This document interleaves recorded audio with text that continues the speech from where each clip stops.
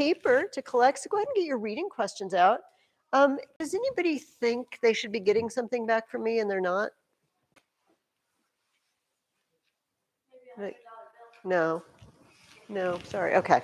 We'll make sure I don't have any papers lurking at home. Okay, I have just tons of stuff I want to talk about because this is the last day that we're talking about Greece. Greece will probably pop up when we're talking about Rome, but this is our halfway mark. And so next, after Christmas, we will be talking about ancient Rome, which is the other huge ancient culture that we come from, as Europeans and as Americans. So over break, no writing. I promise you no writing. But I am going to ask you to read a little bit out of the book of the ancient Romans. But take note, we're switching to a new book, the book of the ancient Romans. And that's the only thing I'm going to ask you to read out of. We're not going to start, we'll start a new book to go along with it in January, okay? So basically, if you sit down once, sometime in the next 2 weeks, with your Christmas cookies or whatever, and you read for 30 minutes, you're done with everything I want you to do over Christmas, okay? But let's take a look at some of the stuff we read, the wrap-up stuff. So I mentioned this last week. What does the Hellenistic age mean? What is that? Yeah. The time after, before Alexander the Great. Before or after? Before. After. That's okay. So why do you think before? Is it something that Dorothy Mills said? See, this makes me want to investigate because maybe she was unclear or maybe I was unclear.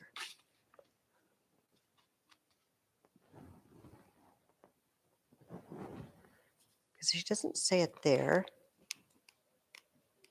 I would make sure what she says.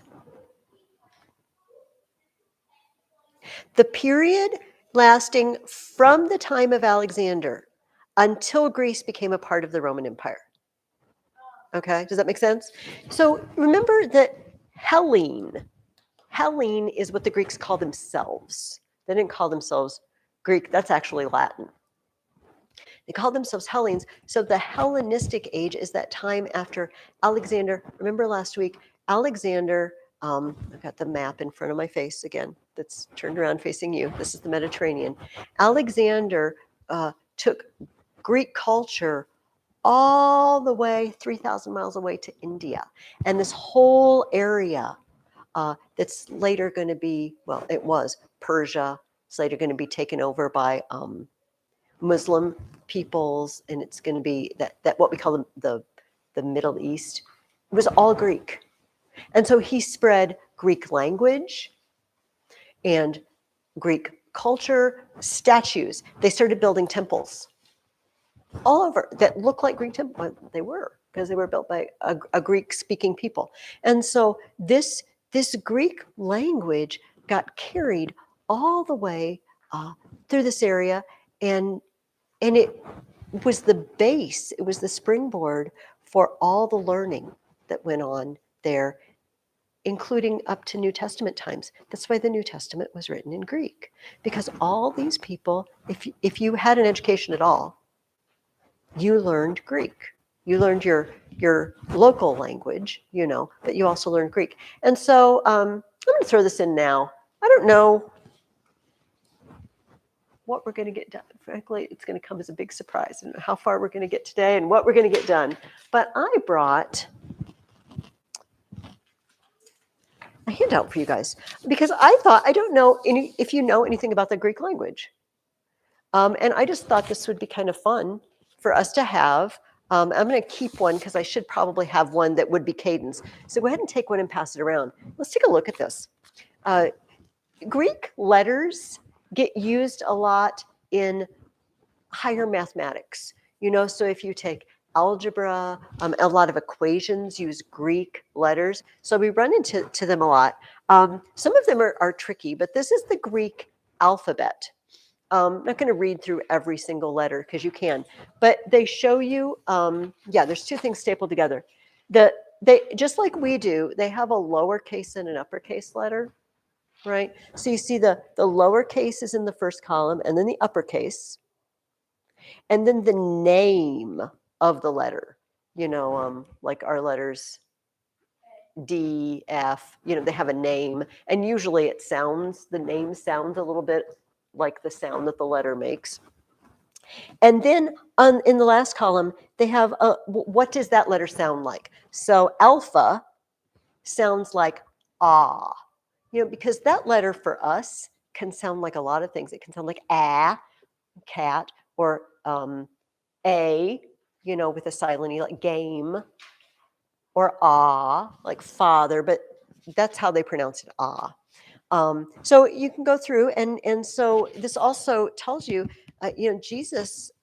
Well, this is in the book of Revelation, but it's Jesus, but he's the Ancient of Days. He's glorified. It says, "I am the Alpha and the Omega." And if you don't know the Greek alphabet, you don't know what he's saying. I'm the beginning and the end. I'm where it all starts, and I'm where it all wraps up. Alpha and Omega. Those are their first and last letters. Notice that the first two letters are called alpha and beta. That is why we call it the alphabet. Because the first two letters were alpha and beta. Alphabet. So that's what's on the first page for you. The tricky one, okay, look down about a little over halfway. New. N-U. N is in note. But look at what the lowercase letter looks like. It looks like our V. I know, it's very annoying. And if I read my Greek too much, then I start trying to read that letter as an N sound. That doesn't work in other languages, and I get confused. And then look at row. Just a couple, 4 or 5 down. It looks like a P. You see, so it gets kind of tricky when you read. Pi is a little building. I feel like pi is a little building with pillars. But yes, pi is very famous in mathematics. Does anybody know what pi is? Like 3.1415, and then that's as far as I know it. Some people know it. It goes on and on and on. It's a non-repeating decimal. And we use it. When do you use it? Yes, circles. Yes, circumference of a circle. Beautiful. You guys are brilliant in mathematics and history. Okay, so that's on your first page. Second page, the back of that page, I put a bunch of words that have Greek roots. Because in English, you probably know this, tons of our words are Latin. You probably know this. English is a mishmash of Latin words and then Anglo-Saxon words, because the English language come from the Angles and Saxons. But we have added in a lot of Greek. And I'm not going to go through this whole list. You can look through them. But some of the popular ones, we have GEO, geography, geology, geis is how you say it in Greek. It means earth or land. So anything that starts with geo means it has to do with the earth or the land. Phobe, P-H-O-B, that's a good one. Phobos means fear in Greek. And so phobias, does anybody know what arachnophobia is? They gave you. Oh, yeah. And do you know John Franich, who lives here, has a pet tarantula? Okay, see, I am more on the arachnophobia line myself. And by the way, does anybody remember what the arachne part comes from? Anybody but Liam. Take it, Liam. Yes. Arachne, this takes us all the way back to the beginning of the semester. Do you remember Arachne was this lady, and she was just really full of herself, right? I'm the best weaver ever. Pooh to Athena. And Athena does. None of the gods take kindly to the poo to you, attitude. And so, yes, they had a weaving contest and ended up turning Arachne into a spider, in which she now weaves all the time, because spiders weave webs. See another good one on here. Oh, how about meter? Metron. Metron is the Greek word that it comes from. Measure. Diameter. We talked about that. Thermometer. Anything that measures is a measure of something ends in meter. Well, like meters, centimeters. How about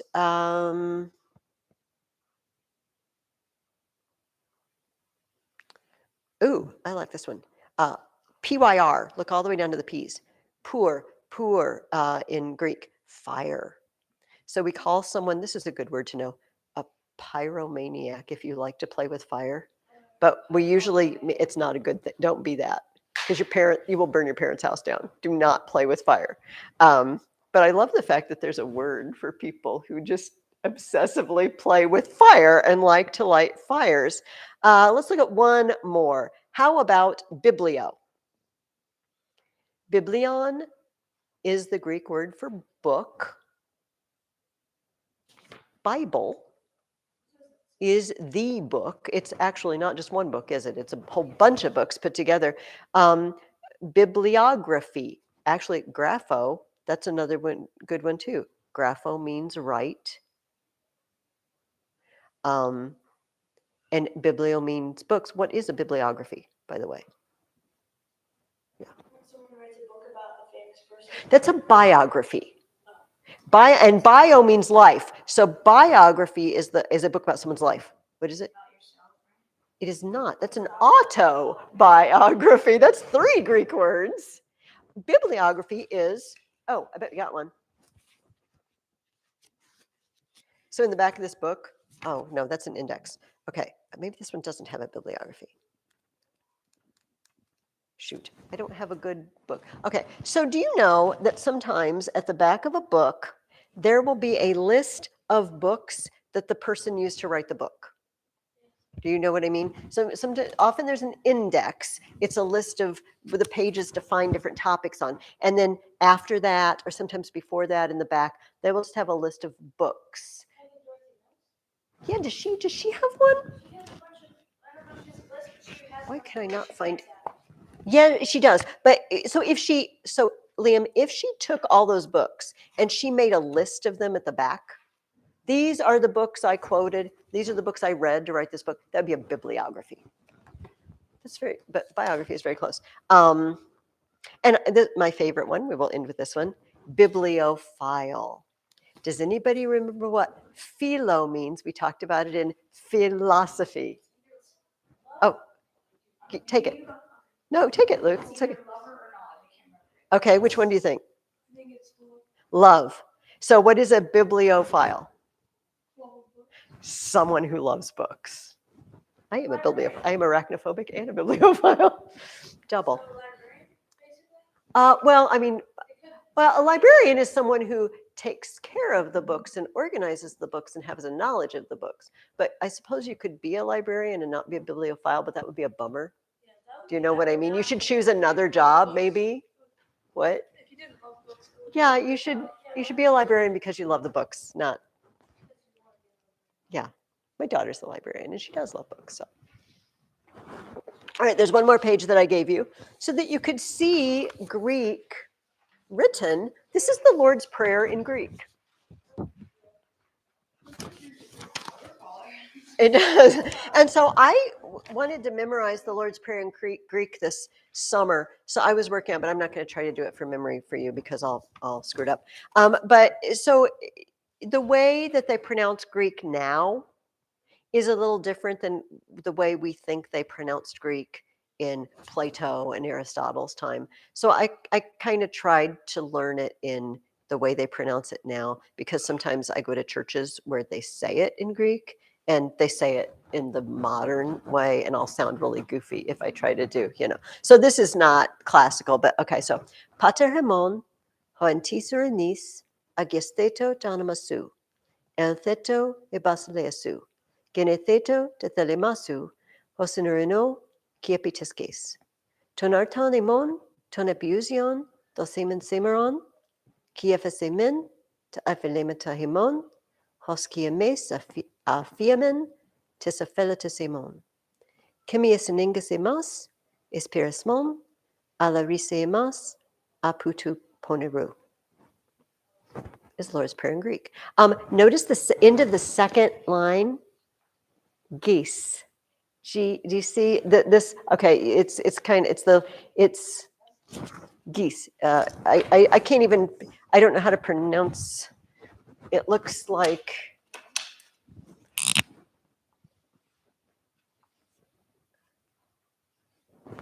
that word. So that's the word that geo comes from. That geese. That's land, earth.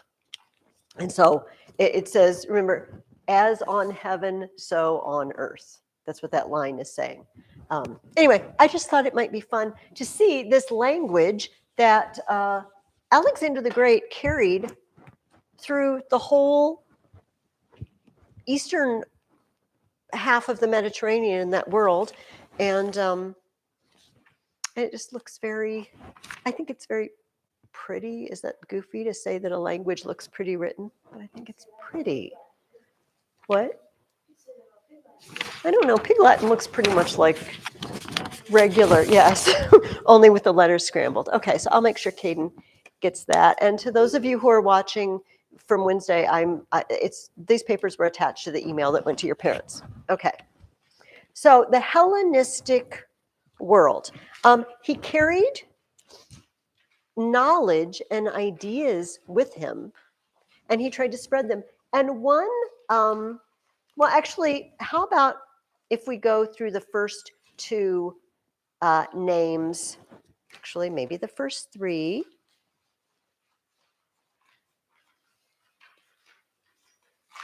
Yes. What are Herodotus, Thucydides, and Plutarch? There's something similar they're all known for. What is it, Elliot?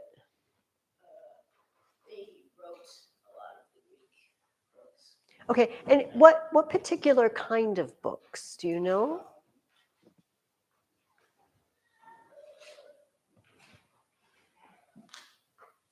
That's okay. That's okay. Do you remember, Liam? Herodotus and Thucydides wrote history books, and Plutarch wrote the Latin Plutarch. That's what he's famous for. Yes, and they're biographies. So yes, Herodotus is the guy who told us about the merry-go-round of death, if you recall. How could we forget? And he wrote a history of the attack of Persia on Greece. And I brought that in and quoted a little bit from it. Thucydides is the guy who was an Athenian general in the Peloponnesian War, and he got exiled because he showed up too late to save the city he was supposed to save. Wasn't his fault, as far as we know. But so he had lots of free time because he didn't have a job anymore. He was unemployed. So he wrote a history of the Peloponnesian War, and then Plutarch wrote a bunch of lives of famous Greek and Roman people. And I read a little bit out of the life of Alexander last week. How about Aeschylus and Sophocles? That's how you say that guy's name, by the way. Aeschylus, Aeschylus and Sophocles. What did they write? Does anybody other than Liam want to take it? All right, Liam, you got it. They wrote plays. They wrote famous plays. So Aeschylus wrote, some of these we talked about before. Aeschylus wrote 3 plays about Agamemnon's family. Remember, Agamemnon was the leader in the Trojan War, and he killed his daughter, to get the wind to go the right direction. But there had been a curse on Did we talk about this? The curse of the house of Agamemnon? Because they were just a bunch of rotters. Agamemnon's dad and his uncle had a feud in which one of them was running around with the other one's wife. And so I think this Thyestes stole Atreus' wife. So Atreus decided to kill Thyestes' kids and cook them. This is never a good choice. Why do these people keep doing this? I don't know. And Thyestes found out. And so he called on a curse on their house. And they'd actually had a great grandpa who also cooked his kid. And I don't know, in this family. And so they tried to feed this kid stew to the gods, and the gods figured it out because they're gods, you know. But they had unfortunately eaten the poor kid's shoulder already, so they had to give him a fake shoulder. He had like a bionic metal shoulder, you know. Pelops was his name. So, and the guy who did this was Tantalus, the guy condemned to be in Tartarus, and he's always hungry. And there's a fruit tree right above him, but as soon as he tries to reach for it, the wind blows it away. And he's always thirsty. And there's a stream right there, but as soon as he tries to drink from it, it disappears into the ground. And he's forever tantalized by what he wants and he can't have. Anyway, back to Agamemnon. They had a curse on their house because of these shenanigans. And of course, you probably remember that when Agamemnon came home, his wife killed him. She did not. She did not. But then they had children, and so Apollo told their son, you need to go kill your mother and avenge your dad. Okay, only problem with that is that when you kill your parents, the Furies will come and drive you insane for killing your parents. That's the punishment. So do I obey Apollo and do it and then risk the Furies, or do I not obey Apollo? And you know, not obeying never turns out well for these people, right? So he does obey. And the Furies come and drive him insane, which isn't fair because he was just trying to do the right thing. So he went to Apollo and he said, what's up? Is not a quote from the play. That is my version. Well, you told me to do this and I did it, and now you're punishing me. You're letting me be punished. What's up with that? And he said, well, let's go to Athens. Let's ask Athena, because she's wise. You know, she's the goddess of wisdom. She'll figure it out.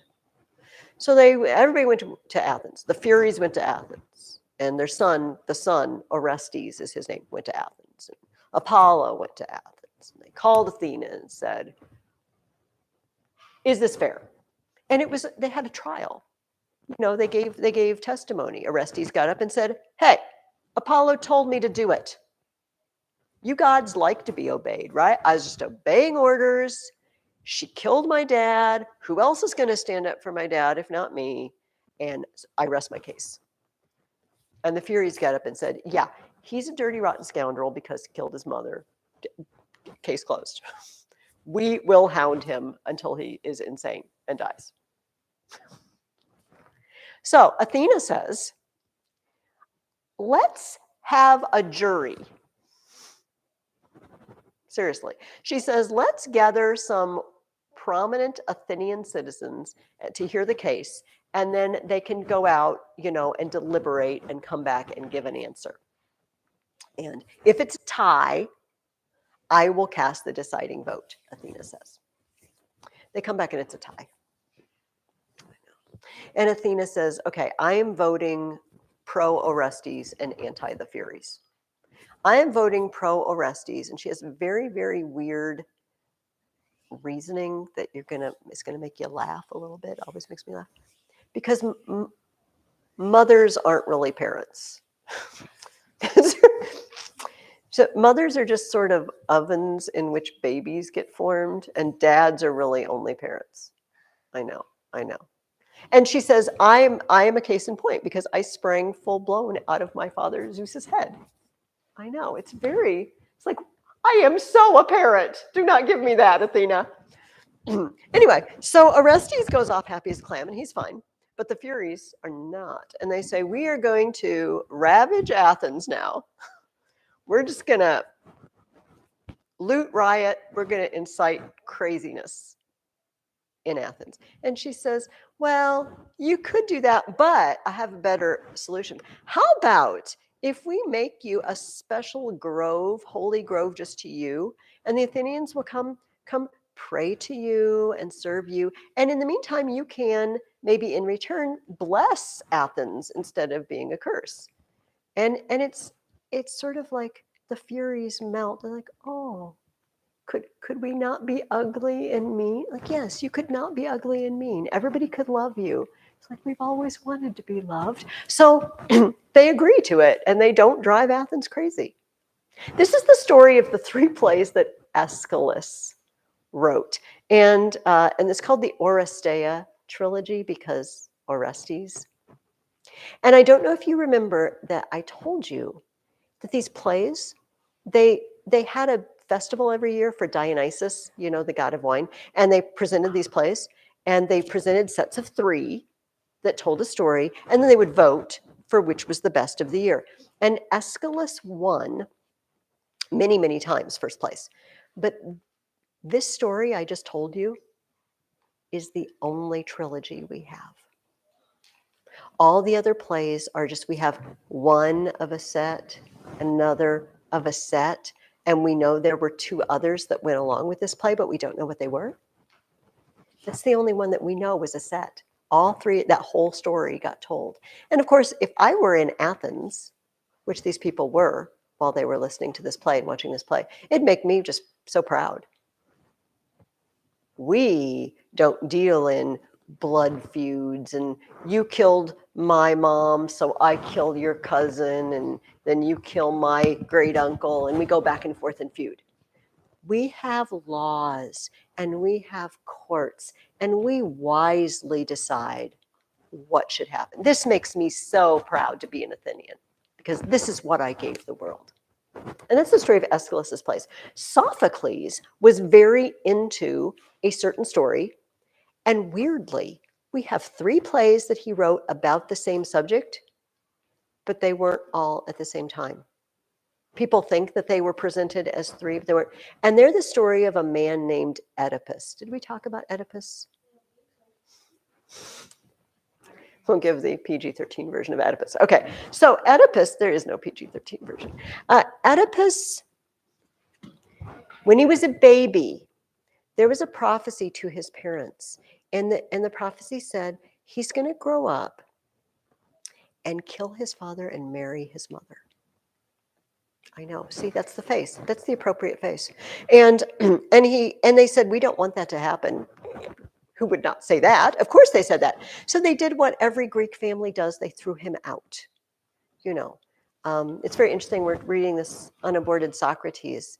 They just threw him out born in Greece and Rome. They didn't care whether it was a born baby or not. Just throw him out in the woods. And they apparently, so he wouldn't crawl away. Although when you're newborn, you can't really crawl yet. Not sure about that. They poked a hole in his that soft place behind your heel, above your heel, and ran a cord through it. Okay, and they left him out in the woods. But as always happens, tell me what happens next. You throw a baby out in the woods, and what happens next? Well, before that, how does he manage to grow up? Well, not wolves in this case. And yes, the gods watch over him, but he gets found by a shepherd. These kids always get found in these stories. They never die up there. So he gets found and he gets taken. Oh, by the way, I need to tell you, this was the city of Thebes. Thebes. So he gets taken to Corinth. Gets taken to the queen of Corinth, who conveniently do not have any children and would really like to have a baby. And there's this baby, and so they raise him. And he grows up and he's happy. He's the prince of Corinth and everything's cool until somebody insults him at a party and insinuates that he's not a legitimate child of the king and queen. So he goes to the oracle and he says, what's up? What's my history? Tell me my family history. And the oracle does not tell him his family history, unfortunately, but says, you're going to kill your father and marry your mother. So he does what any good child would do. He runs away. He's a grown up, he runs away. But he gets as far away as he can from Corinth because he doesn't want such a terrible thing to happen. And while he's traveling around, he runs into an entourage, a group of people traveling, and they seem to be pretty well dressed.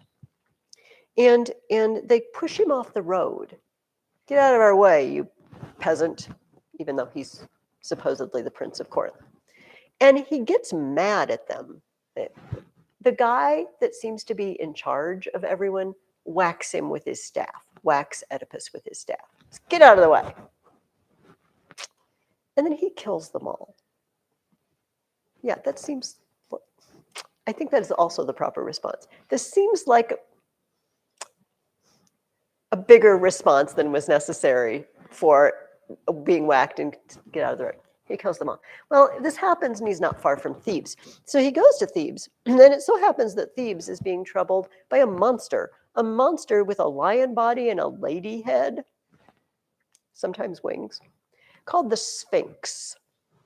Not really related to the Egypt Sphinx, you know. And she has an ugly habit, and her habit is she asks everybody a riddle. And then if you can't answer it, she will kill you. We heard about this? Okay. Does anybody know the riddle? The famous Sphinx riddle? Okay. What is it that walks on 4 legs in the morning, 2 legs at noon, and 3 legs in the evening? And what is the answer? A human being. We all know this. Yes, because when you're little, you crawl on 4 legs. And when you're grown up, you walk on 2 legs. And then when you're old, you have a cane, you know, and you walk on 3 legs. And he gets it. And so apparently, this has never happened to the Sphinx before. And the Sphinx just dives off a cliff and kills herself. I feel like if somebody guesses your riddle, that is also an extreme reaction to shoot, you guessed my riddle. Maybe it just, that happens. If the riddle is broken, her power is broken. Anyway, Thebes is overjoyed because, you know, Thebes doesn't get a lot of traffic with that Sphinx sitting up on the hill killing people who can't answer the riddle. So they're like, yay, oh, welcome. What's your name? Oedipus. Come on in. You know what? You know what? Our king just died. Our king died, and we need a king. And you should just marry the queen, and you can be our king because we love you, Oedipus. You got rid of the nasty monster. Okay, this seems like a good gig. So even though the queen is somewhat older than he is, he marries her. And they have kids. And time passes, and a plague breaks out in Thebes. And he says, we need to go ask the oracle, what's up? So they did, and they said, well, you have a pollution. There's a pollution in Thebes because the killer of the former king, Laius, has never been found and prosecuted. And Oedipus says, well, shoot, I can do that. I've faced down the Sphinx. I can conduct a murder investigation. So he starts calling in witnesses, which apparently they have not done in all these years.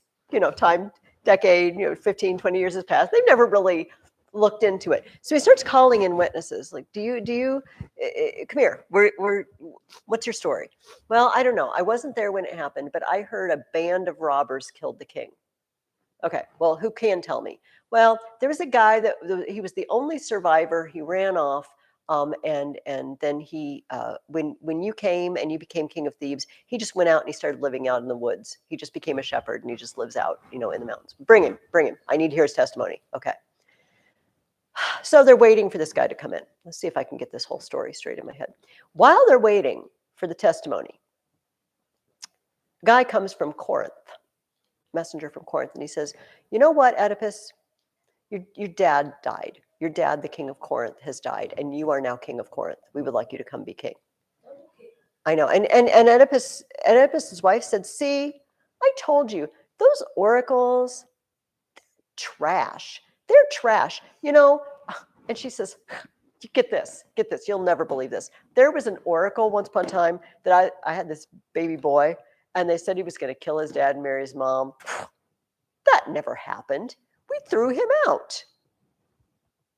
And Oedipus went, really? That's odd coincidence. Please keeping this in mind. And then the ambassador from Corinth says, what are you talking about?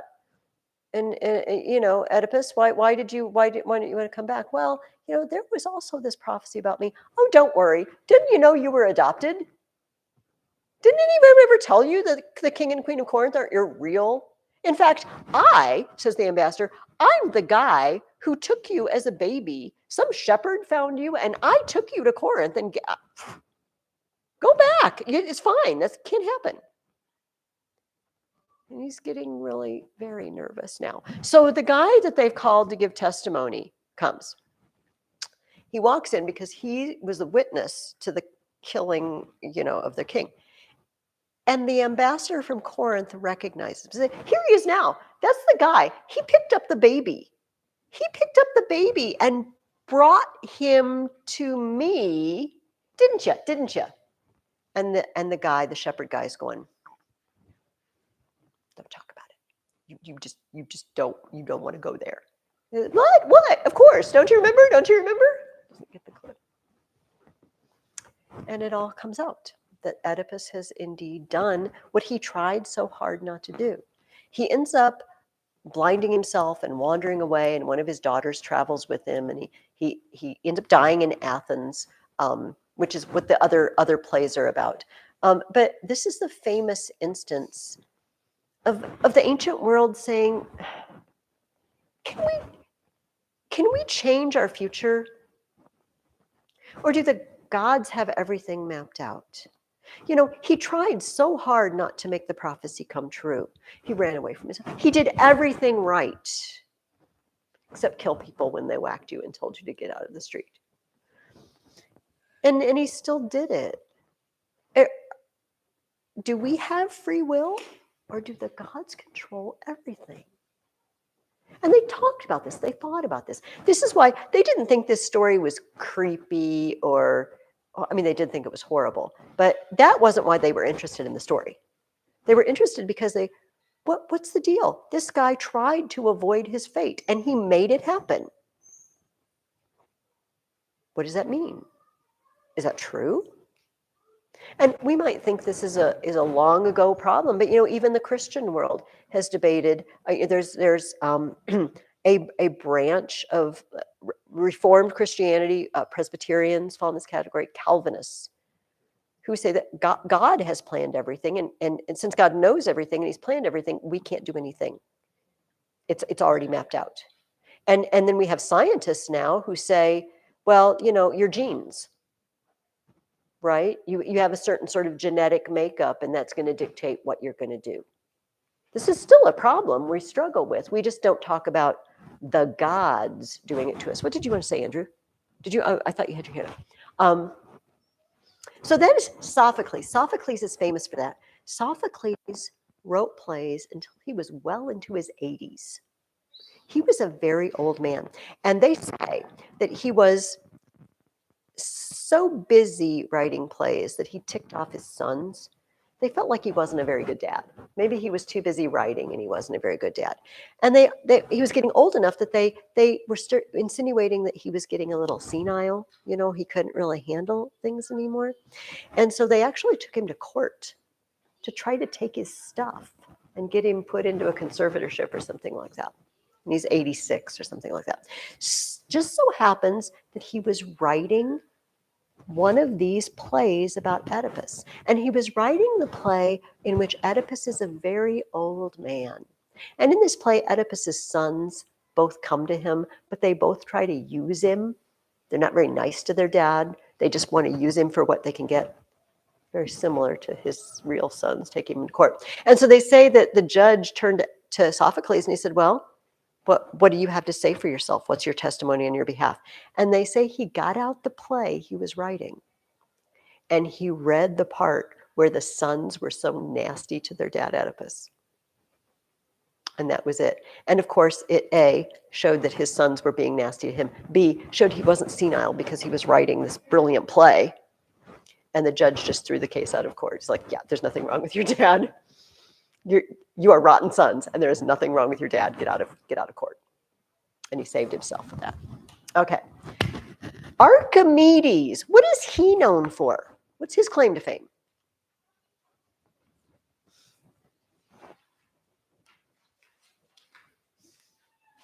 That's a stumper. Liam thinks he knows. He did not write plays. It's something completely different. Okay, I'm looking for my... Oh, it's behind me. Archimedes was a scientist. Now, all sorts of war. Okay, so yes, we're going to talk about that. I've got a quote actually from a Roman historian that talks about that. So this is something we haven't really talked about this semester. The Greeks were amazing, what we would call scientists. I told you they called it all philosophy. So exploring the natural world was a branch of philosophy to them. One Greek scientist had the idea that all things are made up of particles that can't be divided. Now, he didn't mean the same thing as atoms, as we think, but it's the same idea. It's kind of a weird idea if you think about it, that this table that seems to be holding me up just fine is made up of little particles that are all moving. That's what physics supposes, right? So Democritus, I think was his name. But I brought in this Usborne book because it talked about some famous Greek scientists, and let's just talk about some of the things that they knew. First of all, the astronomer Aristarchus deduced that the Earth revolved on its axis and moved around the sun. The idea was not generally accepted because he could not produce evidence to prove it. You know, in the ancient world and in medieval times, they didn't have telescopes up until the 1500s. So they would just watch the movements. And the idea was, I want to explain what I see with some sort of hypothetical model. And whatever model fits what I see is a usable model, okay? So, because they sometimes laugh at the many years when they thought that the Earth was still and the sun went around it. But how could you tell? Do you know what I mean? It looks like it moves around us. And so they would watch the stars and the planets, and it looked like all the stars were the same distance away and fixed on a, kind of imagine an upside down bowl over us, okay? And they're moving across the bowl, because you ever watch the stars at night, that they move across the sky? If you go out a few hours later and you pick a constellation, and you go out a few hours, and then they saw these little stars that they moved not with the rest of the stars. Sometimes they moved in the same direction, or sometimes they seemed to move backwards. We don't know what to do with those. So we call them wanderers, and the word was planet. Planet means a wanderer because they don't stay with the same. So they made this model, this hypothetical picture of spheres, of a bunch of inverted bowls around us. Okay, and everything's moving across them, but the wanderers move in a different way. And they had this all set up, and it worked. It explained what they saw. Just because we don't think it's literally correct, now that we can travel out into space and investigate things. And, and the weird thing is, what if someday they travel somewhere or we find something out and we find out our model isn't true? I mean, we can't get outside of our universe and check it out, right? And they say things like the universe is expanding, and they don't know. This just fits what they see. But what if they see something else and it doesn't fit anymore? They'll have to have a new model. Anyway, but the Greeks actually had a model, an idea that, you know what, we could explain this. If the Earth spins around and it goes around the sun, we could explain it. It just didn't catch on, that particular model. All right, Thales of Miletus was able to calculate the height of one of the Egyptian pyramids by measuring its shadow. He is also said to have been able to predict an eclipse of the sun. All right, so there's a reason I'm not teaching geometry and math to you guys, because I'm not brilliant at it. I don't know that I'm brilliant at what I teach either, but it's not my thing. But we do know this, because you're like, how could you do that? So if you have something that's a certain height, right? It's a pole. It could be a pyramid, whatever. It's flagpole, okay? And then it's on the ground, right? And we assume that it's straight. Let's just assume that it's not like the Leaning Tower of Pisa, it's straight. And then the sun shines, right? And it's going to cast a shadow. And so, of course, you have to choose the right. the sun's going to move across the sky and the shadow's going to change length. You know what I mean, right? You've seen shadows change length. But if you choose the time when the sun is, see, this is where my geometry doesn't know. I don't know what time of day he chose. I assume if the sun is directly overhead, it will not cast the shadow. So I'm not sure about that. But if you measure the shadow, do you see how this makes a triangle? And if this is straight up and down, this is what we call a right triangle. And so if you know one of the sides of the triangles, you can calculate others. Do you see what I mean? Using trigonometry, using geometry. And this is what he did,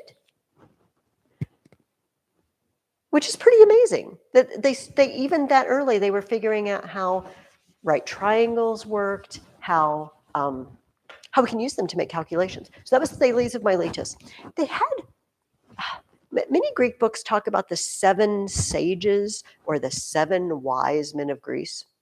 And one of them is Solon, who was the lawgiver of Athens that gave laws to Athens and then traveled around. And one of them is Thales of Miletus. He was brilliant, a brilliant thinker. Okay. Anaximander worked out that much of the land had once been covered in water.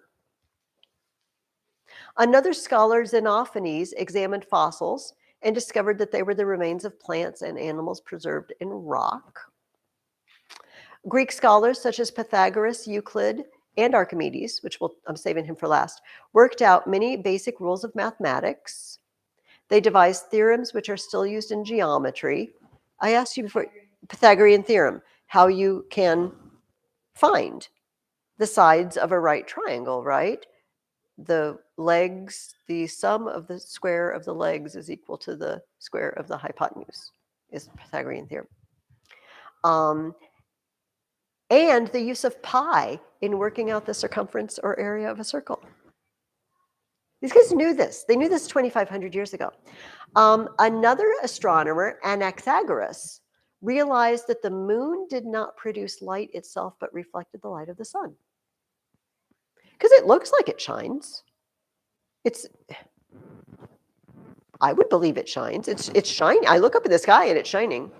He also worked out that eclipses were caused by the moon passing between the earth and the sun and blocking the light. So this is pretty advanced science. But now let's get to Archimedes, okay? Archimedes, what one of you said, didn't he, was it you, Luke, or was it Leon? What was your thing? What did you remember about Archimedes? One of you said, didn't he build something? Oh, was it you, Elliot? Okay, built a huge boat, yes. Yeah, and he helped move it. Okay, Archimedes was absolutely brilliant. He lived after Alexander the Great. He lived in that time period. So he's a little later than some of these other scientists. And he did not live in Greece. He lived on the island of Sicily. That island that the boot of Italy is kicking. It's right at the toe. And this is the island that the Athens tried to attack during the Peloponnesian War, and they all died, and it was a terrible idea. And Alcibiades was to blame. This same Sicily in the 200s, the Romans were fighting there. The Romans and the Carthaginians were fighting in Sicily. They were having a big war in Sicily. And Archimedes lived there. And he did some amazing things during that war, which I'm going to read out of here. But the most famous story, all right, I'm not going to read it out of here. Is there anything else I want to? Yeah, I'll mention a couple of other things there, but let's talk about Archimedes since I started it. Okay, the king of Syracuse in Sicily had a crown made for himself. Awesome crown, gold crown, beautiful. And he suspected that the guy who made it cheated him. He suspected that he kept some of the gold and he mixed in some other cheaper metal with it. And he asked Archimedes, how can I find out if he cheated me? And Archimedes was thinking over this problem. And the famous story is he decided to take a bath. And so he soaks down into the tub and he's thinking. And then he moves and he realizes something, that the water got deeper. You ever notice that? You get in the tub, you take baths instead of showers. The water gets deeper when you get it, and then you get out in the water, and he's sinking down in, and he's watching the water, and he stands up, and he gets out of the water, and he checks it out, and he realizes something, that the mass of an object displaces an equal mass of water if you put it in the water. They say that he got so excited because he figured out what to do about the crown. All we have to do, we know the mass, the weight of the gold, we can just put it in water and see and measure the amount of water it displaces, and we can know the mass of this crown. They say he got so excited because he solved it that he just jumped out of the tub and ran out into the street without putting his clothes on and yelled, "Eureka!" which means, "I found it. Eureka, I found it. I found it." So he put on clothes, thankfully, before he went to visit the king, and he said, "I know what to do." So back to boats and siege engines. Okay. So this is a book by a Roman historian, and this is a book about the wars between Rome and Carthage. Okay, and in which Sicily was sort of not an innocent bystander exactly, but they were caught in the crossfire. Okay. An operation launched with such strength behind it might well have proved successful had it not been for the presence in Syracuse at that time of one particular individual, Archimedes. Archimedes, unrivaled in his knowledge of astronomy, was even more remarkable as the inventor and constructor of types of artillery and military devices of various kinds, by the aid of which he was able, by one finger, as it were, to frustrate the most laborious operations of the enemy. The city wall ran over ground of varying altitude. In most places, it was high and difficult of access, but here and there were level stretches which could be approached along low, flat ground. Along the whole extent of it, Archimedes had moved into position the type of artillery which he thought suitable for the various sections. Marcellus, for his part, he's the attacker, began the attack on the defenses of Acradina, which, as I have said, run down to the water. On most of the ships, so the ships are approaching, the palace, the fortifications, the walls are right on the sea. Okay, they're on the coast, and the ships are approaching. On most of the ships, archers and slingers, and also light troops armed with a special javelin, which anyone not used to it finds difficult to hurl back, made it almost impossible for any defender to stand on the wall without being hit. Right, I'm standing on this wall, I'm trying to defend the wall, and these ships come up and they've got archers and slingers and they're throwing javelins, and I can't defend the wall. These troops kept their vessels somewhat away from the wall, as they needed range for their missiles. Other ships were lashed together in pairs, one close alongside the other with the inner banks of oars removed. Okay.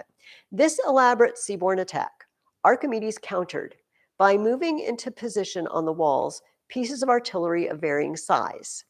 At the ships offshore, he hurled stones of enormous weight, assailing those closer in with missiles which, though lighter, could for that reason be discharged more frequently. Then, to enable his own men to discharge their missiles at the enemy without danger to themselves, he made rolls of loopholes. Okay, you've seen this in medieval castles, narrow windows, right? Ranging from top to bottom of the wall, 18 inches wide, through which, themselves unseen, they could shoot at the enemy either with arrows or with smallish catapults. Some of the enemy ships came close inshore, too close for the artillery to touch them. Okay, this is my favorite thing. These he dealt with by use of a swing beam and grapnel. The method was this: the swing beam projected over the wall, and an iron grapnel was attached to it with a heavy chain. The grapnel was lowered onto the vessel's bows, and the beam was then swung up. the other arm being brought to the ground by lifting of a leaden weight. It's got a weight at the back. He lifts it up. What's going to happen to your boat if a big, huge, yeah, he just tips it up. It's hilarious. He just tips it up. The result was to stand the ship, so to speak, on her tail, bows in the air. Then the whole contraption was suddenly let go, and the ship, falling smash as it were from the wall into the water, to the great alarm of the crew, was more or less swamped, even if it happened to come down on an even keel.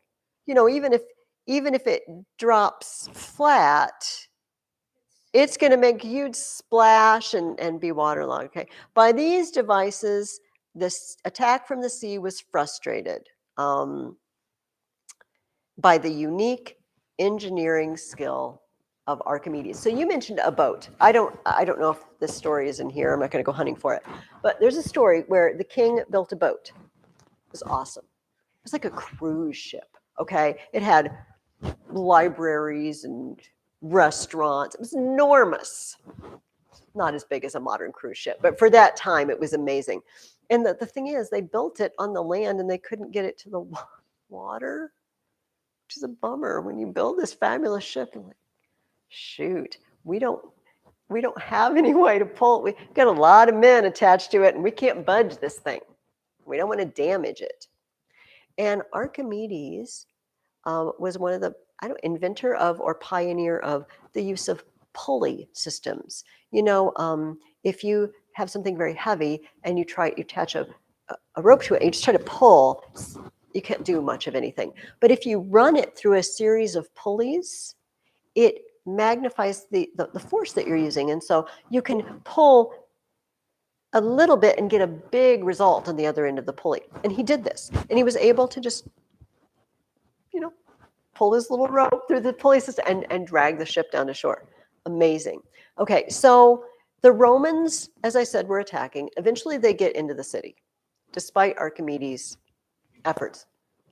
And they start sacking Syracuse and killing people who were fighting against them. And our Roman historian tells us this sad story. Many brutalities were committed in hot blood and the greed of gain.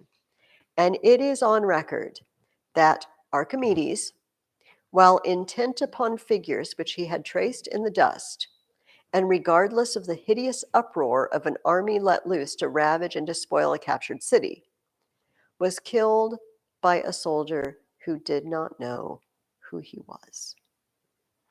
The story, other historians tell us that, so he's got, stick, whatever, and he's making geometrical figures, he's figuring things out, just drawing it in the dust because, papyrus is expensive.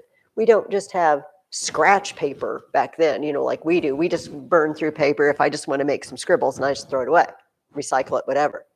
So for not permanent things, you could just draw in the dirt, and then just erase it and do it again. So he's figuring out some mathematical problem. He's so into it that he's not even noticing that there's people screaming and soldiers are taking the city. And it says the soldier came in and that Archimedes, just not even realizing who it was, said something like, "Stay off my pictures. Get off my pictures. Get off my numbers." And the guy was annoyed and killed him. Marcellus, who's the Roman general in charge, was distressed by this. He had him properly buried and his relatives inquired for, to whom the name and memory of Archimedes were an honor and a protection. Brilliant, brilliant scientists. So this is the last, let me read this and then we'll close out. It says, in the Hellenistic period, a temple to the Muses was built at Alexandria in Egypt, built by Alexander. It was called the Museum, right? Temple to the Muses. Scholars from all over the Greek world worked there.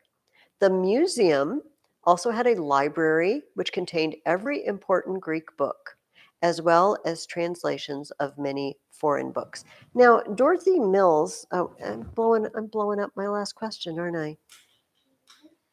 Why was the city of Alexandria so important in the ancient world? Sorry. Why do I do this every time? Elliot, never learned. Famous, famous library. It became a hub of learning. So there's a famous story about the Old Testament that Dorothy Mills does not tell you. There was, it's the king that she mentions, Ptolemy Philadelphus, I think.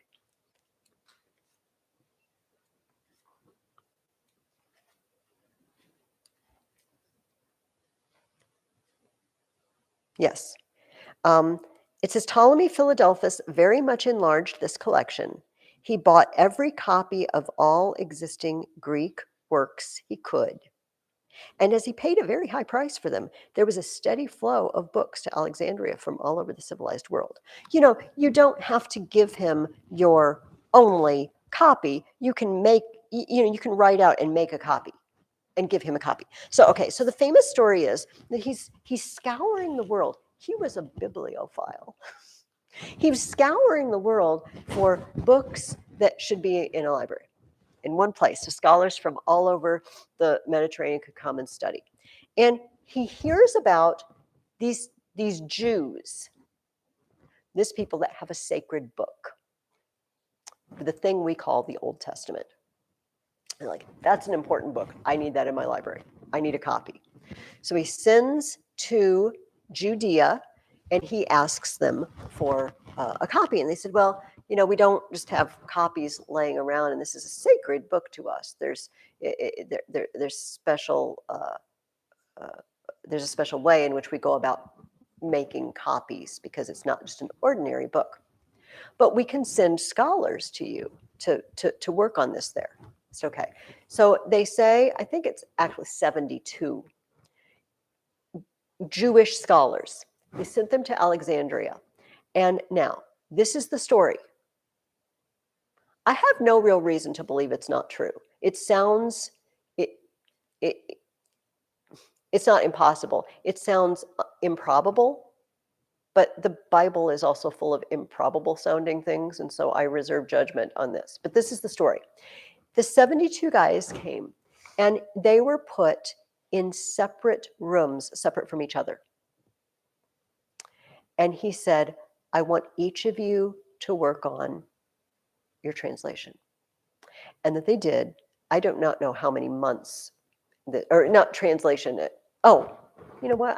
I'm muffing up the story because I've made fudge at home and I've had sugar and now my brain isn't working. He wanted them to translate it into Greek. Not just copy. He wants them to translate it into Greek because, well, why? Why translate it into Greek? What did we talk about earlier? Yeah, Liam.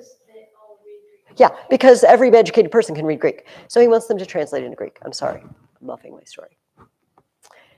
He puts them in separate rooms and he says, I want you to do a translation. And they do. And the story is that when they were done, he gathered them together and they looked at all of their translations and they were all identical.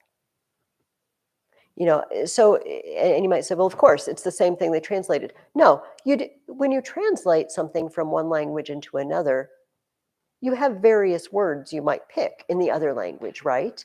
You know, this is a tree, but I don't know much about it. I might call it a pine. I might call it a fir. I don't know which one it would be.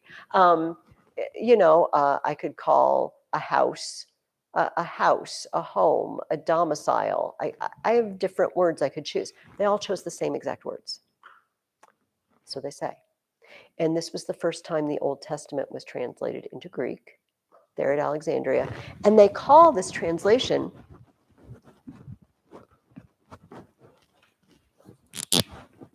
the Septuagint.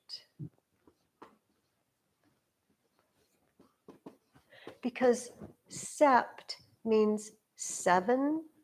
So this means the 70, the writing of the 70, even though I think it was 72. That these 70 plus scholars got together and they did this translation that turned out to be,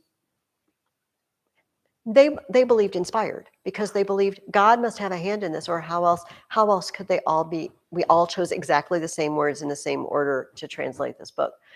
So this was for many, many years, this Greek Old Testament was what was used to produce other translations of the Bible. Often, if you go home and you open a Bible, and you know how Bibles often have an introduction, which we never read probably, and it's the history of the manuscripts of the Bibles. A lot of Bibles have this, you know, all the different manuscripts. What are the oldest manuscripts we have of the Bible? This will always be mentioned. You will see Septuagint. That's what we call the Greek copy of the Old Testament. And it's this ruler of Greek Egypt, this Ptolemy, right, descendant of one of Alexander's generals, that had it translated into Greek so that the whole world could read the Old Testament now, which you had to be a Hebrew scholar to read before. We know that engineers at the museum invented some interesting devices, many of which used water or steam power. However, some of these machines were not very practical and were never widely used. Two of the more useful ones are shown here. One is a huge crossbow, like catapult-sized crossbow, which sounds more like Archimedes. And the other is something that's known as an Archimedes screw. You know what a screw is? It's got a ridge around it, and the ridge spirals, right? It's not just circles; it spirals in one long string.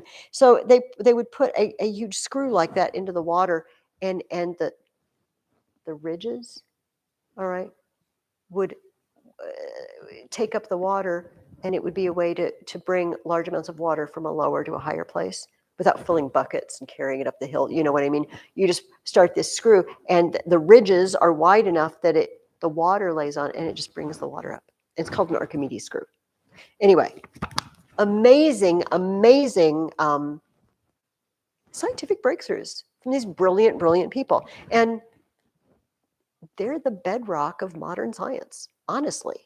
There's a famous, I never can remember where the quote comes from, but there was a famous thinker who said, if we see farther than other men, it's because we stand on the shoulders of giants.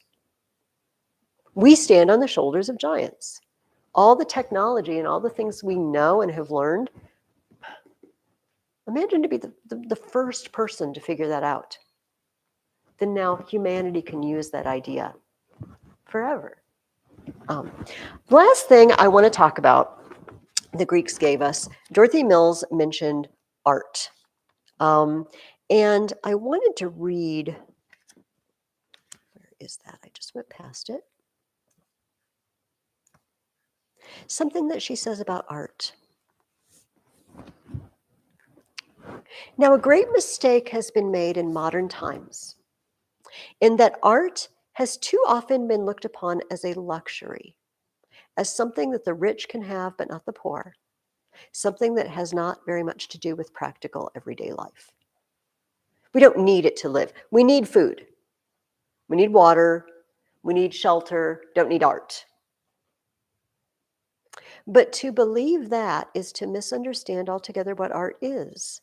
For art is something that is done, not something that is merely looked at. All men have within them a vision of what kind of world they would make if it was left to them to order, and in its widest meaning, art is the outward and concrete expression of that vision. To confine art to architecture, sculpture, and painting is to rob it of half its meaning.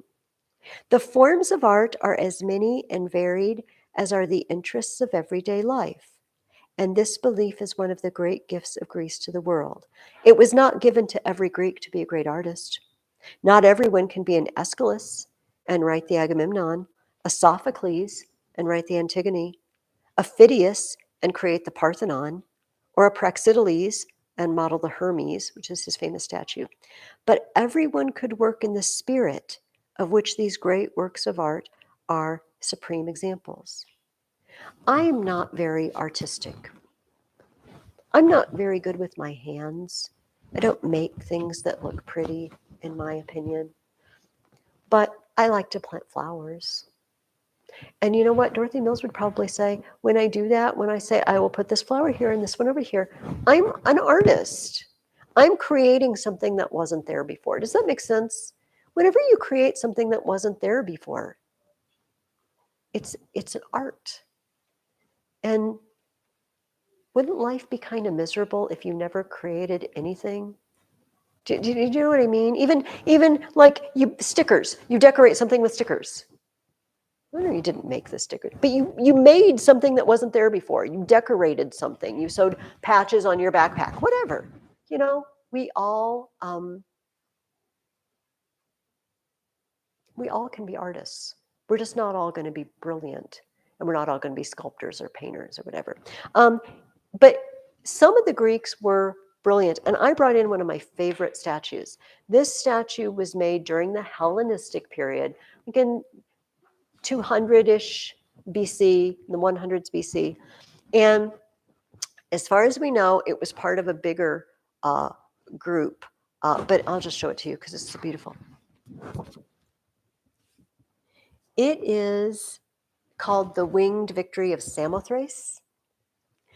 Victory was a goddess, Nike. I don't know if you remember on the Parthenon, there was a little temple of Nike. I showed you in the pictures. And often she has wings. And just, you know what, well, it came off. It had a head and it had arms. As far as we know, it was, and don't ask me how they know this. I got this from an art history book. It was originally part of a group of sculptures commemorating a naval battle. And they had the ship, carved and everything. And here's Victory. And she's flying down and she's lighting on the prow of the ship. So she's still moving. Do you see the wind is still blowing her clothes against her? She's still moving forward. She's just lighting. And in one arm, don't know how they know this, maybe they found the arm, has the laurel wreath of victory, and she's crowning the ship with it. All right. But it's here. Can I just pass it around? Just look at the clothing. This is stone, and it's beautiful. It's absolutely beautiful. And next year, if you have my class next year, actually either one, because the high schoolers are going to do this too. We're going to talk about the Middle Ages, and in the Renaissance, they started discovering statues like that. She said we could do that. And Michelangelo was a brilliant, brilliant sculptor, and he also produced things out of stone with clothing and drapery that's just stunning. It's the Winged Victory of Samothrace. So if you're watching this on video, you could Google that if you want to see it up close.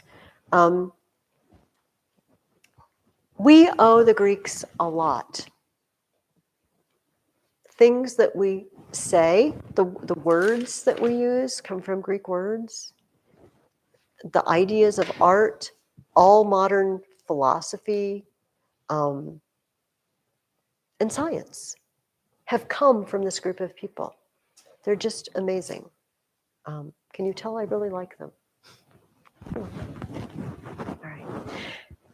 Dorothy Mills ends your reading kind of on a downer. I feel like it was a little bit of a downer. It's what we talked about a little bit at the end of last week. After Alexander the Great died, 4 of his generals, eventually it was divided into 4 areas, and 4 of his generals took over each of these areas and ruled it. And each of these places has its own history that we're not going to follow through.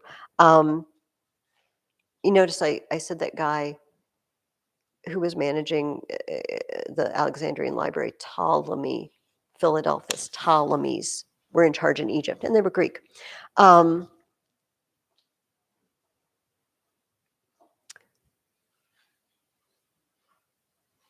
In 281 BC, a league was revived, the Achaean League. This lasted for nearly a century and is of great interest to modern times, for until the union of the American states, about 2,000 years later, there was nothing in the history of the world like it again. The Achaean League was not an alliance, but a real federation of states with one central government.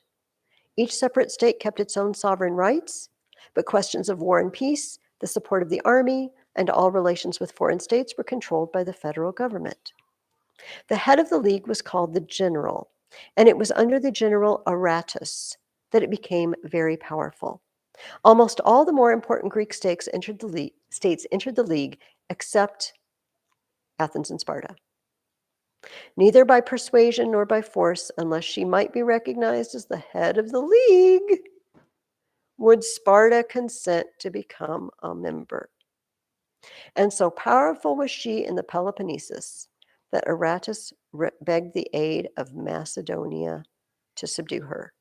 Sparta was conquered, Macedonia regained her supremacy in Greece, and the power of the Achaean League was broken.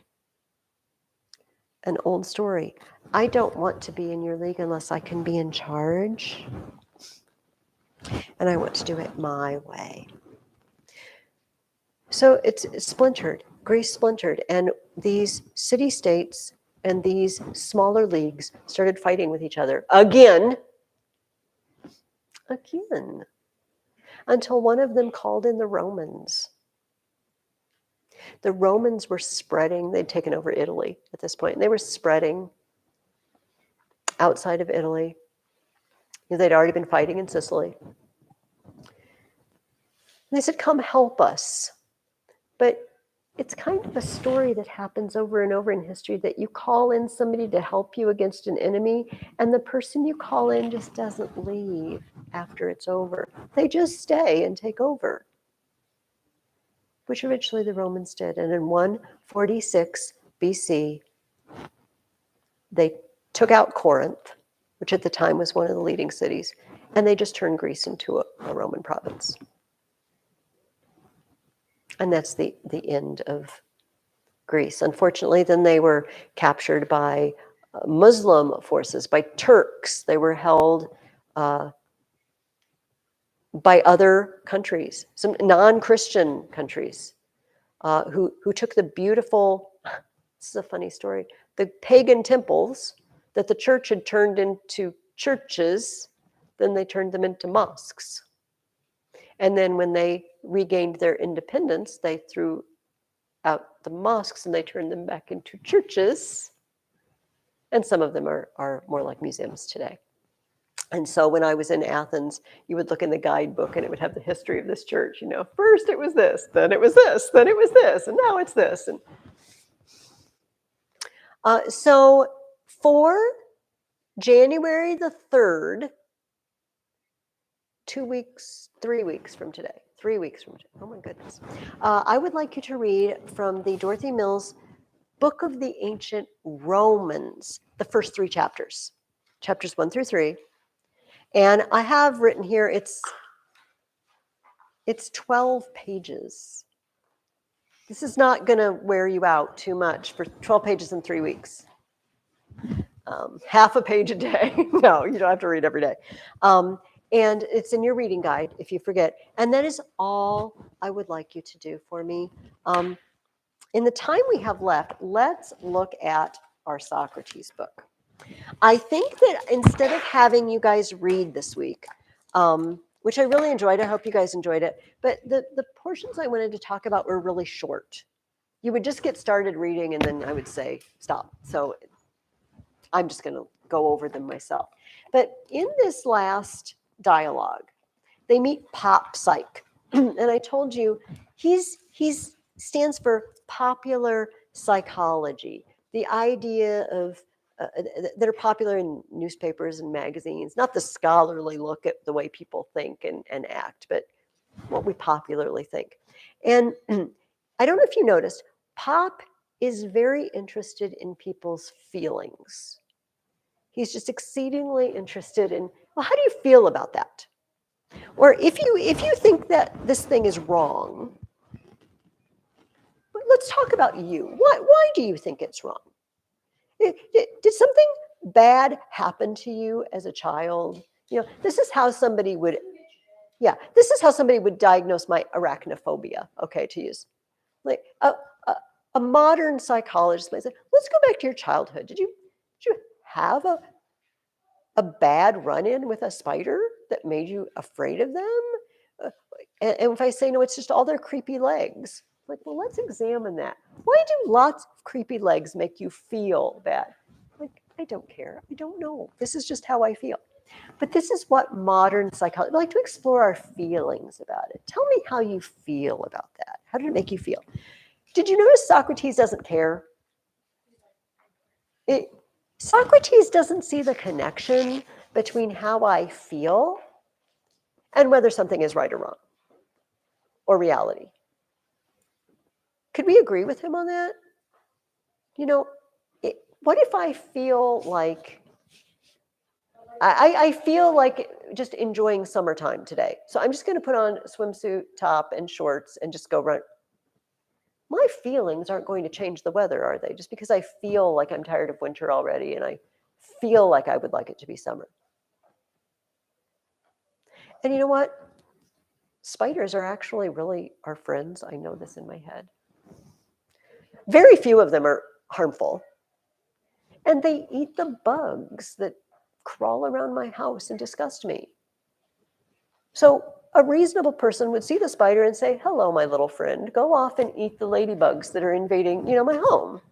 But that is not how I react. I react with feelings. And you know what?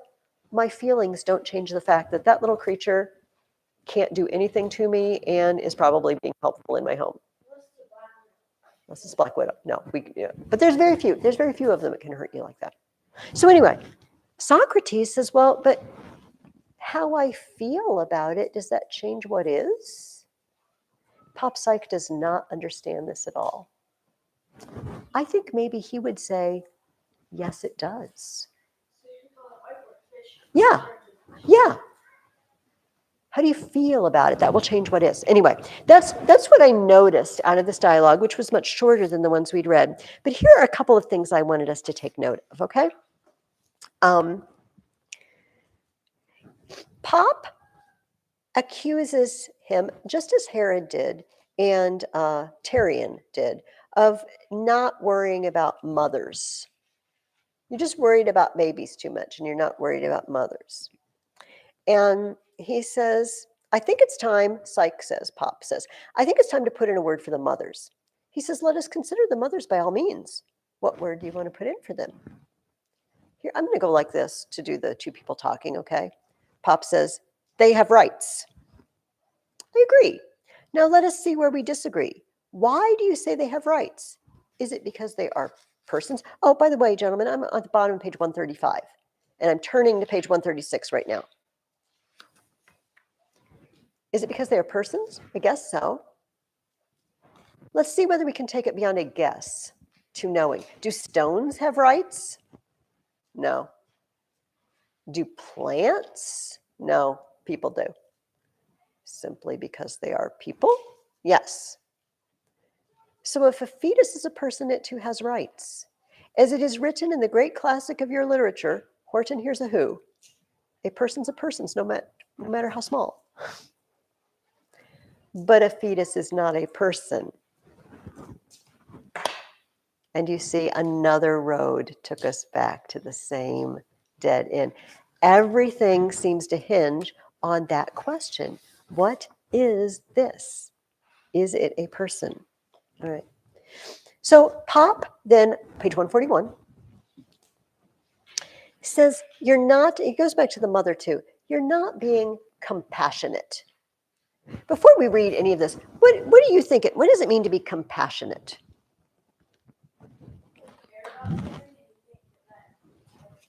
Okay, you care about it. Does it usually mean you're happy about it or kind of sad about it?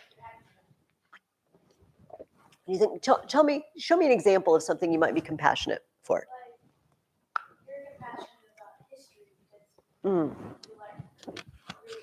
Okay, I am actually passionate about it, but not compassionate about it.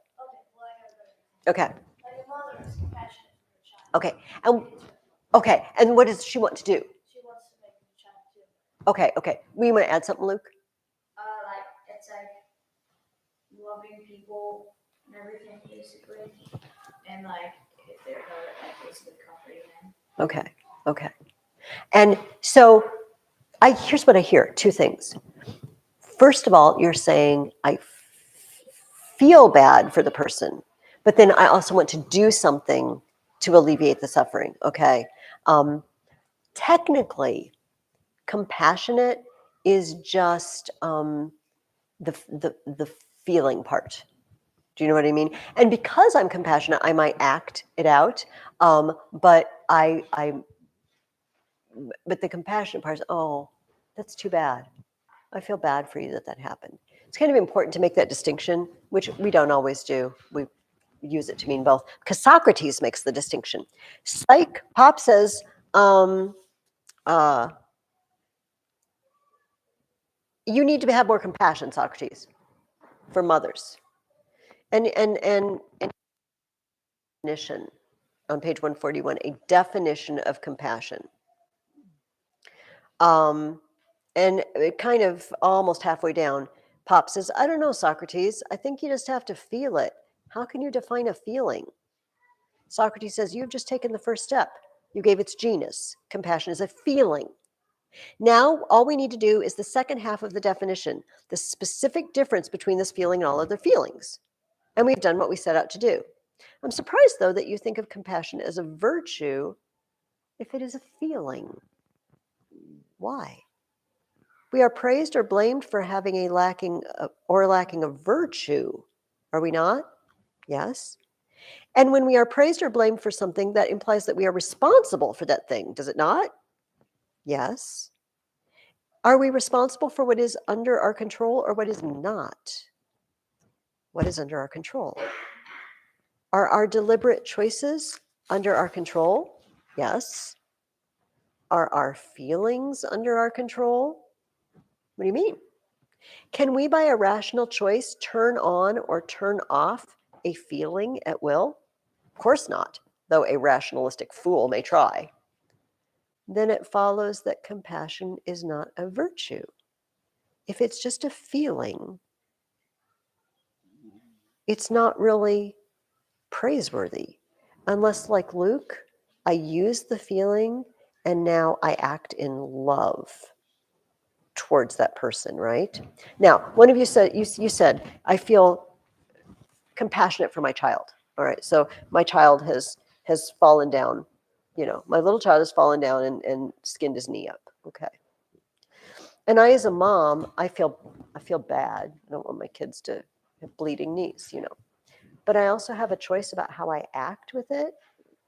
And this will mean something to you, because maybe you know where I'm going, and it won't mean so much to you. I could try to protect my child. Hey, you can come on in, Caden, if you want to. Protect my child from this ever happening again and say, oh, you poor baby, let me hug you and make you cocoa. Or I can say, all right, I put a Band-Aid on it and some Neosporin. Get out there and get up and move. It's little. You're fine. My son, my older son, when he was learning to ride a bicycle, he got away from my husband, how your parents run behind the bicycle while you're learning to take the training wheels off. And he got ahead of him and he got away and he went into a ditch and there was a concrete culvert corner and he back his head. And my husband brought him in and blood, my husband's shirt was soaked in, because head wounds just bleed. They bleed. Oh, it looks bad. And I thought my son was going to die. That's what it looked like. But you see, oh my gosh, you poor thing. This is not going to make my son, it's not going to help. I had to kind of suck up the compassion, if you know what I mean, and act in love, which was, it's okay, daddy's going to take you over to the doctor and it's going to, and then cry, like after they leave, you know what I mean, and suck it up. And this is what Socrates says here. He says, compassion wants to save people from suffering. And you know what? When you get born, you start suffering. No, that sounds very, very nasty, but life is hard. We get sick and we crack our heads open and we break our arms and we get sad because people leave us or maybe people aren't nice to us. Life is tough. And so compassion might say, oh, you'll be better off if you just never get born and you never have to suffer that. But love says, join us here in the human race. Be born, and yeah, it's going to be tough, but there's much joy, and you are made for bigger things than this. What's the difference between just a feeling? The the best example I can think of is watching a sad movie like Hallmark movies or whatever. Watch Hallmark movies. Are they all sad? Christmas ones are they often sad? Okay, so a movie that just makes you want to cry, but there's nothing you can do. These people are fictional. You can't really do anything to alleviate their pain because they're not having any pain because they don't exist. But you feel bad and you just sort of cry a little bit, maybe for me, you know. It doesn't elicit an act of love like Luke was talking about because they don't exist. So it's nice to say, oh, be compassionate. But what we really want to do is love. And sometimes when you love, you have to do hard things like say, get up off the ground and go back out there. You're fine. You're fine. Go do it. Or you have to say, you'll be fine. Yes, your head is bleeding profusely, but I'm going to go to the doctor. All's going to be well. And you suck up the compassion. Does that sort of make sense to you guys? I feel like it will make more sense as you get older.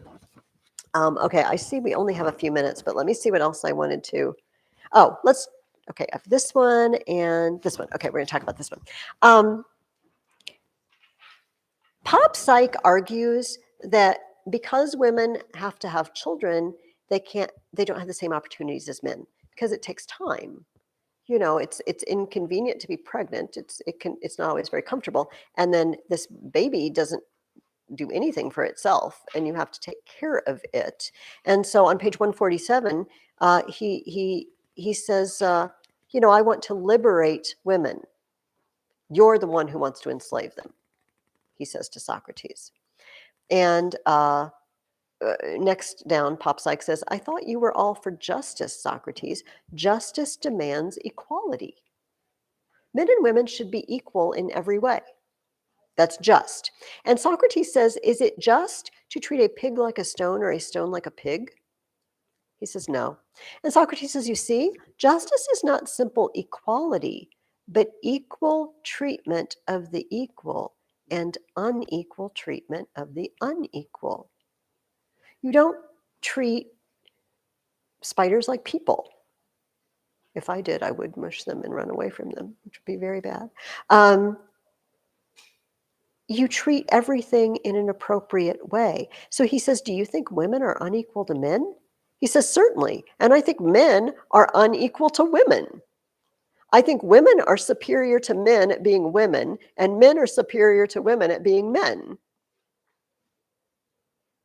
We want justice. Liberty and justice for all. That's how the Pledge of Allegiance ends, right? But is justice everybody gets exactly the same? If you are well and your sibling is sick, all right, so your sibling's got stomach flu, all right, let's pick that. It's nasty. And your mother is feeding you. Is it mean if your mother gives you something to eat and not the stomach flu sibling? Is that mean? She's not treating you equal. No, because you'd throw it up. You would throw it up. Your mom knows you will throw it up. So somebody would come into the house like, that's terrible. You gave that child food and you're starving. No, I can't treat them equally because they're not equally well. It would be unjust for me to treat them equally. I will make this child sick if I give him a ham sandwich. I'm going to give him, Jell-O, right, broth. It's like, you love that child more because you're giving it, pizza. No, this child is healthy. Do you see? Equal and just aren't always the same thing. Men and women are equal. They need to be treated a different way because women have this ability to have children and men do not have this ability.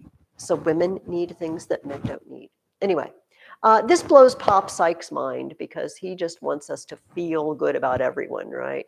Just be compassionate to everyone and just treat everyone the same and we'll all feel good and be happy. I hope you enjoyed this little book. If you did, the same author, has a bunch of these books. I highly recommend one called Socrates Meets Jesus. If you want to look at the library and see if it's there. He doesn't meet Jesus himself, but Socrates goes to a Bible study, is what happens. And he encounters the gospel. And we get to see how Socrates might have responded. But there's a bunch of them. Socrates meets Descartes, the philosopher, and I'm trying to remember. There's probably a list in here while I'm trying to remember them all. Socrates meets, yeah. I mean, because he wrote a lot of other books too. But if they start with Socrates, Socrates meets, and then fill in the blank, it will be one of these books. And if you enjoyed it, I recommend them highly. All right, I will let you guys go. What? No, not that one. That one, maybe we should write to him and ask him to write that one. Have a wonderful Christmas and New Year's. I will see you on January the 3rd. If you have any questions over break, I'm not doing anything. You can email me. But since you just basically have 12 pages to read in the Book of the Ancient Romans, I think you're going to be okay and not need me. And I'll see you in January, and we'll start talking about Rome. Bye, guys. Thank you. Merry Christmas. And Happy New Year.